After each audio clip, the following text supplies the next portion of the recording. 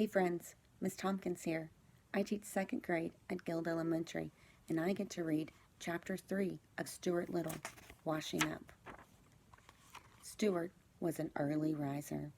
He was almost always the first person up in the morning. He liked the feeling of being the first one stirring. He enjoyed the quiet rooms with the books standing still on the shelves, the pale light coming in through the windows, and the fresh smell of day. In wintertime, it would be quite dark when he climbed from his bed made out of the cigarette box, and he sometimes shivered with cold as he stood in his nightgown doing his exercises.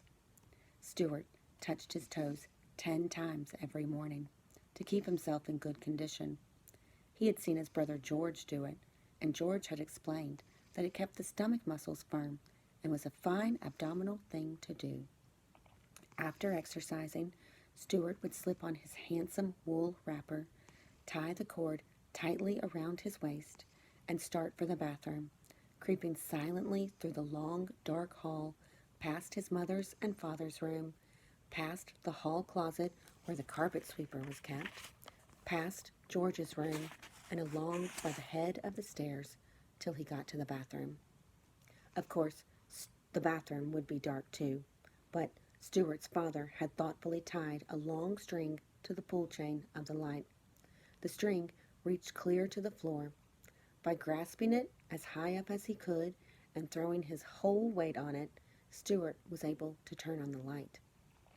Swinging on the string this way, with his long bathrobe trailing around his ankles, he looked like a little old friar pulling the bell rope in an abbey. To get to the wash basin, Stuart had to climb a tiny rope ladder, which his father had fixed for him. George had promised to build Stuart a small wash basin, only 1 inch high, with a little rubber tube through which water would flow. But George was always saying that he was going to build something and then forgetting about it. Stuart just went ahead and climbed the rope ladder to the family wash basin every morning to wash his face and hands and brush his teeth. Mrs. Little had provided him with a doll's size toothbrush, a doll's size cake of soap, and a doll's size washcloth, and a doll's comb, which he used for combing his whiskers. He carried these things in his bathrobe pocket, and when he reached the top of the ladder, he took them out, laid them neatly in a row, and set about the task of turning the water on. For such a small fellow, turning the water on was quite a problem. He had discussed it with his father one day, after making several unsuccessful attempts. "I can get up onto the faucet all right," he explained, "but I can't seem to turn it on, because I have nothing to brace my feet against." "Yes, I know," his father replied. "That's the whole trouble." George, who always listened to conversations whenever he could, said that in his opinion they ought to construct a brace for Stuart.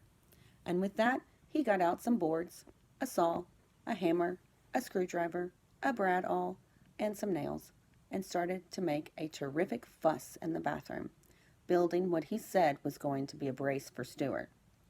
But he soon became interested in something else and disappeared, leaving the tools lying around all over the bathroom floor. Stuart, after examining this mess, turned to his father again. "Maybe I could pound the faucet with something and turn it on that way," he said.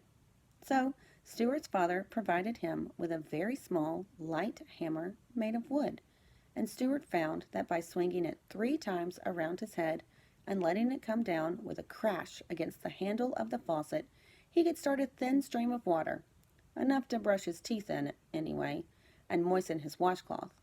So every morning, after climbing to the basin, he would seize his hammer and pound the faucet, and the other members of the household, dozing in their beds, would hear the bright, sharp plink, plink, plink of Stuart's hammer, like a faraway blacksmith, telling them that the day had come and that Stuart was trying to brush his teeth. Thanks for listening. Hope you enjoy the next chapter too. See you later.